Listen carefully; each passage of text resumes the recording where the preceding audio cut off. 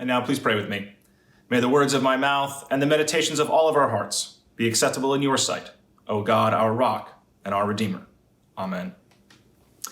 Well, this morning we get to continue our sermon series on Christianity in the 21st century.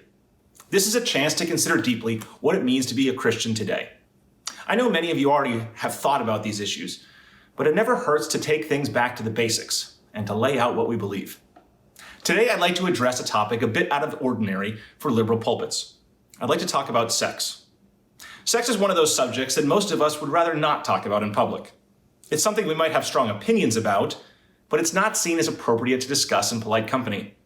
But this reticence in regards to sex all too often allows us to fall into views that are not well thought out and, in some cases, can be downright harmful. Moreover, for many people who are interested in Christianity, sex and perceived Christian views on sex prevent them from taking the religion seriously. I remember talking with Bob Tucker about the subject a couple years ago. Bob is the senior minister emeritus here at First Congregational Church, and he urged me to speak about sex regularly from the pulpit for just these reasons. He made it a habit over his long and distinguished career to preach about sex once a year. We are a faith that should be engaged with truth, including truth about taboo subjects. So here I am taking up Bob on his suggestion. The reality is, if we care to admit it, that we have some major problems with sex in our society, particularly when we think about what sex means in a Christian context. The standard view on sex in Christian circles is that there should be no sex outside of marriage. I'm sure you've heard this many times. It is, we're told, the proper biblical view of sex, unchanging over time. Yet, in spite of this supposedly unchanging and eternal truth, it's remarkable how much sex has changed even within marriage since the mid-20th century. In the mid-20th century, sex that was anything other than vaginal intercourse was viewed as dirty or wrong. Many states had laws in the books that prohibited anal sex or oral sex, regardless of whether it was in a homosexual or heterosexual couple. Sex was something good Christians were supposed to do to conceive of a child. It was not supposed to be about pleasure. Yet nowadays, you have conservative Christians who laud the pleasures of sex within the bonds of marriage. Has the Bible somehow changed? Has the ethic of sex, the eternal truth handed down directly from God, somehow now changed? It goes without saying that the conservative obsession with no sex before marriage comes with a whole array of issues.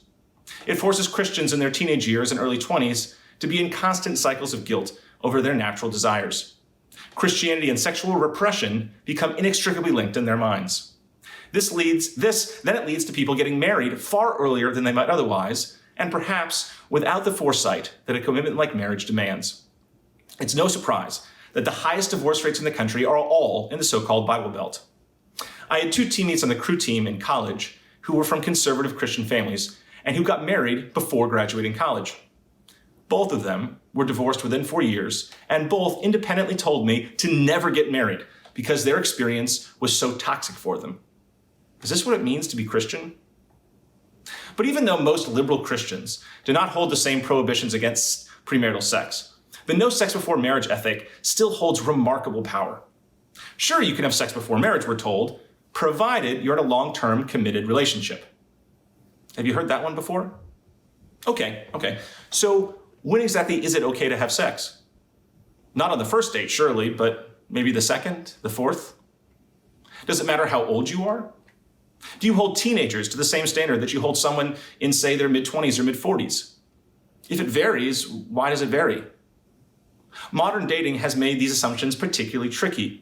More and more people meet online or through apps on their phones. Online dating can be great, especially for those who don't like to go to bars or who don't drink. And yet, online dating has its own pitfalls. It's relatively easy to get a date for many people online.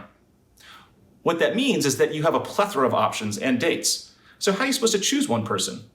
Should your choice depend at all on sexual chemistry? And if so, how can you find that out without having sex? If Christians were to say that you could only have sex once you were in a committed long-term relationship, you would not have many single people in their 20s or older in church, regardless of whether you're a liberal or a conservative. Then there's the whole unexamined problem of sex for people who are older. Usually when Christians make a big deal of no sex outside of marriage, they, consciously or not, make an exception for people over the age of 50. There are all sorts of reasons why people over the age of 50 might not want to get married. Perhaps they have families from their first marriages and don't want to get things tangled up. Perhaps they had bad experiences in earlier marriages or divorces and don't see the point of going through that again. But let's be clear, especially in the age of Viagra, older people are having sex. Several years ago, it made the news that the largest increase in sexually transmitted diseases was among the over 65 crowd. You tend not to have big spikes in STDs by playing pinochle. Do you hold older people to the same sexual ethics as those who are younger? Why or why not? Is that based in the Bible or your faith?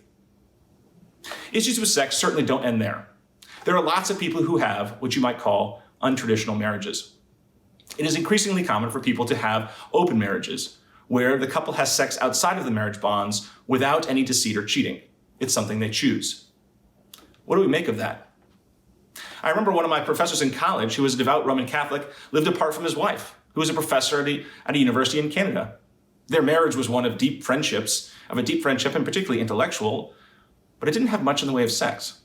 And this professor was also well known to go on dates with people around campus. But is an arrangement like the one they had, wrong for Christians? Why or why not? There are also different cultural norms that come into play. Dating, courting, relationships, marriage, sex, these things do vary across different cultures and even across different Christian cultures. Should there be one clear sexual ethic for all Christians in all nations? Should cultural factors play a role? They certainly have in the United States since the 1950s. Finally, there's the whole issue of same-sex sexual relationships. While this congregation blessedly is strongly supportive of the LGBT community, how do we communicate our openness to that community, and what exactly does it mean? Gay culture historically does not view things like sex and relationships and marriage in the same way as straight culture, rightfully or wrongfully. Gay men in particular tend to have more sex partners than straight people, and open relationships are far more common. What should gay-affirming Christians say about that? LGBT folks tend to be turned off from religion because of past judgment over their sexual orientation and because of their perception of what the Christian church views on sex. So what we say does make a difference. For all these reasons, we need to develop clear ethics around sex and thinking and think about the issues at play. We live in a highly sexualized culture, and it has been that way at least since the 1970s. The internet, with its easy access to pornography, and Instagram, with its endless photos of perfect bodies, saturate our society. How should we respond as Christians? The easiest way to respond, and one that many Christians do instinctively, is to turn to the Bible. As Protestants, the Bible is the norm for our faith. So it begs the question, what does the Bible say about sex? One of the best-known books on the Bible and sex is William Countryman's Dirt, Greed, and Sex. Countryman published the first version of his book in the late 1980s, and it was so popular that he published a revised edition 18 years later. Countryman argues that New Testament views on sex are related to two key issues. The first is the concern over purity. Purity concerns strike most contemporary Americans as odd. What does purity have to do with our life now? But the fact is that every culture has morals around purity, what is clean and unclean. You could best describe it as the yuck factor. For instance, eating snails, lobsters, or pigs seems quite normal, but eating dogs, rats, or slugs seems yucky. Why? It has to do with purity concerns and the way we conceive of what is clean or unclean. The same thing holds true for sexual matters. For some, same-sex relations are wrong because it seems instinctively yucky. It evokes an ew reaction when two people of the same gender kiss. But this, of course, is merely a construct. Now, the New Testament writers were good Jews, and therefore shared many Jewish concerns for purity, including over sexual matters. The Greek word porneia, which Countryman translates as harlotry, is bad because it involves Jews having sex with non-Jewish prostitutes, particularly temple prostitutes. It's a polluting thing. One of the major debates in the New Testament is how Jewish Christians should address purity concerns with Gentile converts. How many and to what extent should Jewish laws around purity be respected by Gentile converts? According to Countryman, the New Testament, following the example of Jesus, insists on purity of the heart rather than purity in a physical sense. Christianity, therefore, has the task of reinterpreting what is pure and impure. The Bible does not give us clear answers. The other major concern for New Testament sexuality, according to Countryman, is property and property rights. Countryman claims that adultery and divorce are issues because they violate the property rights of a household. A woman was supposed to be a virgin at the time of marriage, otherwise she would be seen as damaged goods, in the sense that someone else had already exercised property rights over her. The same thing holds true with Jewish views on adultery. To have sex with a woman outside of marriage violated the property rights of a husband over his wife, for a married woman, or of a father over his daughter, for an unmarried one. Patriarchy and ownership drove these concerns, not some hallowed sense of no sex outside of marriage. In his teaching, Jesus undermined the property rights of a household and thus gave women far more rights than they had in traditional Judaism. Countryman argues that later New Testament writings, in order to achieve approval from the broader society for Christianity, began to relegate women back to their former status as property, or at least less than men. You can see from Countryman's careful analysis that the biblical world and its concerns are far, far different from our own. It makes little sense in a modern context to rely on first century Jewish notions of purity or property when determining sexual ethics. Now, Dale Martin, one of my professors at Yale, in his brilliant book on the disputes of 1 Corinthians, entitled The Corinthian Body, argues that different conceptions of the body between Gentiles and Jews helped explain the internal divisions in the Corinthian church, including the debates about sex.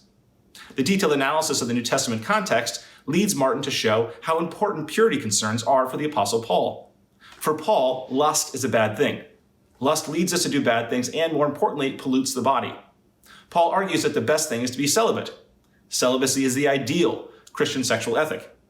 But if you can't be celibate, you should be married, because marriage is sure to kill any lust you might have. A rather amusing perspective on marriage, and certainly sex within marriage, but such is life. That was Paul's view. Lust is bad. The less of it, the better, within marriage or without. In the early church, the ideal sexual ethic followed Paul's lead. Celibacy was the highest calling for those who were capable of following it. If you weren't capable of being celibate, then you could get married. Over time, this view became the accepted norm in the Christian church.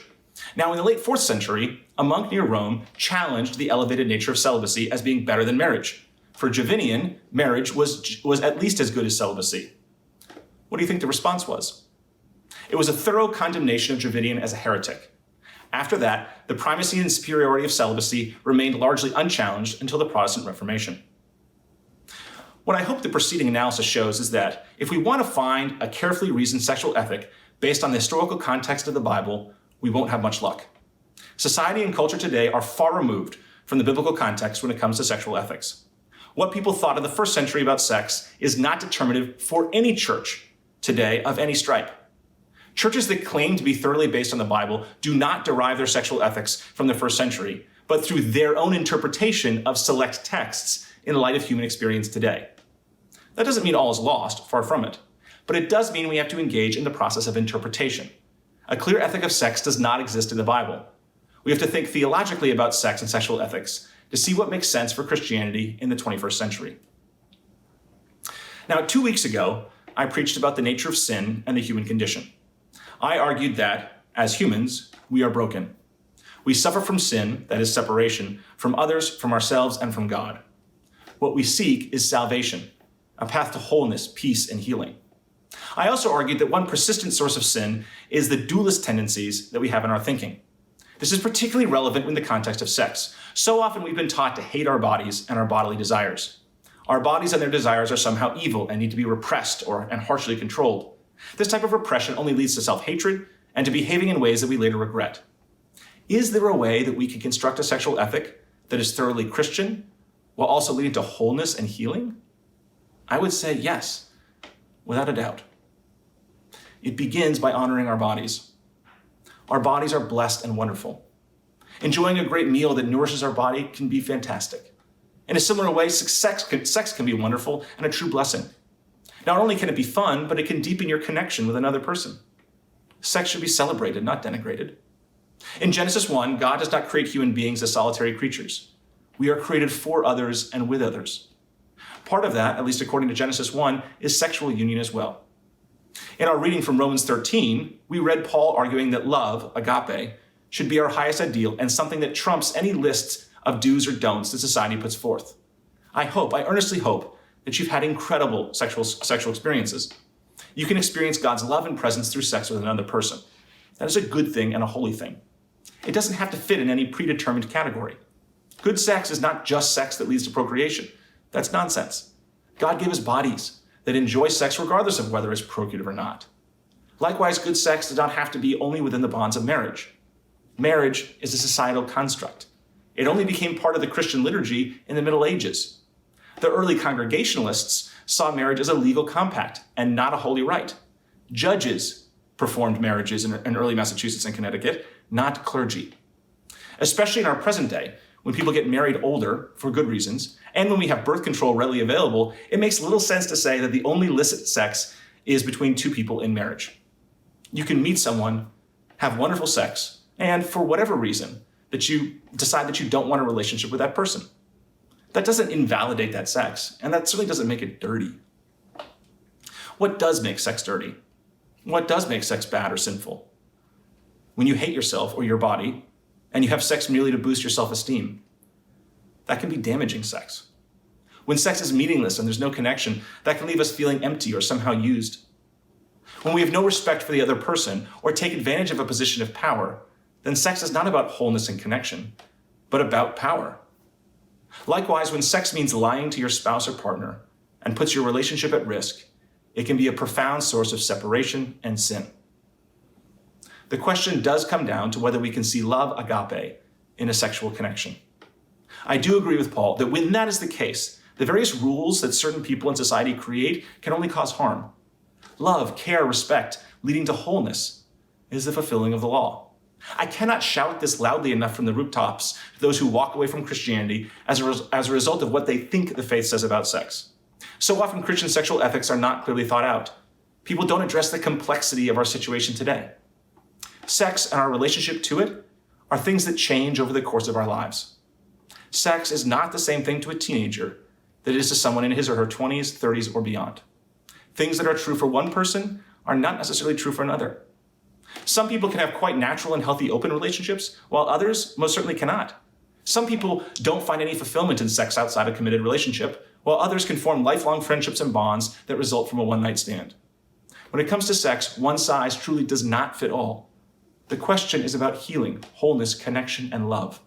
Love in the sense of agape, of care and respect. This, for me, is a sexual ethic that makes sense for our time. Next week, we'll look more closely at the person of Jesus.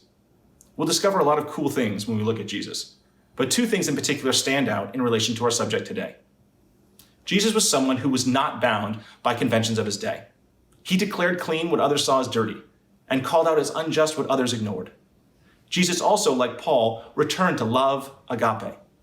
If we can do that with regards to sex, we're well on our way to a coherent and grace-filled ethic for the 21st century.